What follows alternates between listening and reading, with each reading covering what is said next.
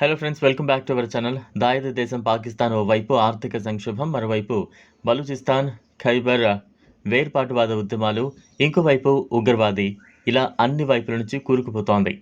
Inflation తీవ్రంగా ఉండటంతో అక్కడి ప్రజలకు నిత్యావసరాలు అందని ద్రాక్షగా మిగులుతున్నాయి.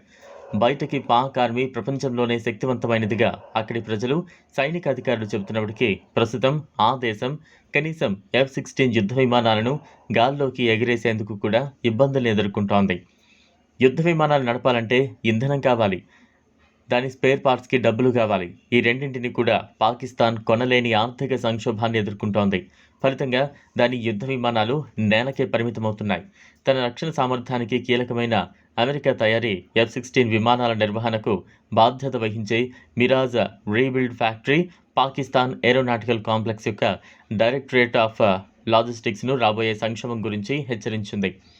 యుఎస్ ఫారెన్ మిలిటరీ సేల్స్ ప్రోగ్రాంకు $6.82 లక్షల చెల్లింపు గడువు ముగిసినట్లు ఎంఆర్ఎఫ్ ఒక లేఖలో పేర్కొంది. ఎంఆర్ఎఫ్ అనేది F-16ల కార్యాచరణ సంసిద్ధత, వాటి వ్యూహాత్మక ప్రాముఖ్యతకు ప్రసిద్ధి చెందింది. ఆర్థిక సంక్షోభంలో కొట్టుమిట్టాడుతున్న పాకిస్తాన్ ఇప్పటికే అమెరికా విడిభాగాల డెలివరీని నిలిపివేసింది. ఆ విమానాల సామర్థ్యాలను ప్రభావితం చేస్తుంది. ముఖ్యంగా భారత బాలాకోట్ ఎయిర్ స్ట్రైక్ తర్వాత పాకిస్తాన్ భారత్పై దాడి చేసేందుకు F-16 విమానాలను వినియోగించింది. ఈ సమయంలో రష్యన్ తయారీ పాతకాలం నాటి MiG-21 ద్వారా ఒక పాక్ F-16ని నేలకూల్చాం. 1980ల ప్రారంభంలో యునైటెడ్ స్టేట్స్ నుంచి 40 F-16 ఫైటర్ జెట్లను పాక్ కొనుగోలు చేసింది.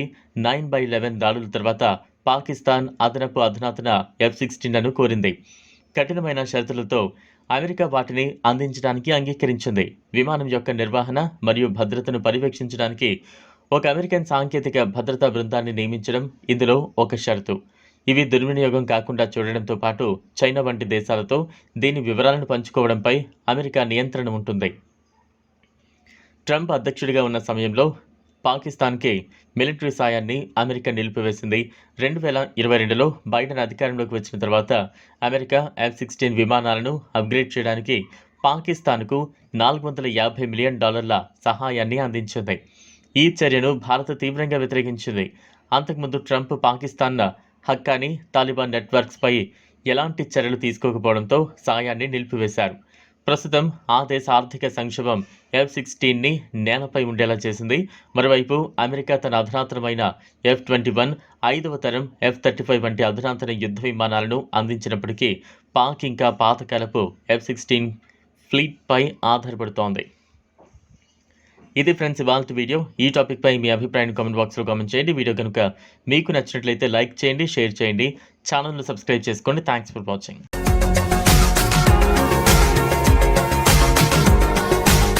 మరిన్ని అప్డేట్స్ కోసం మా ఛానల్ని సబ్స్క్రైబ్ చేయండి.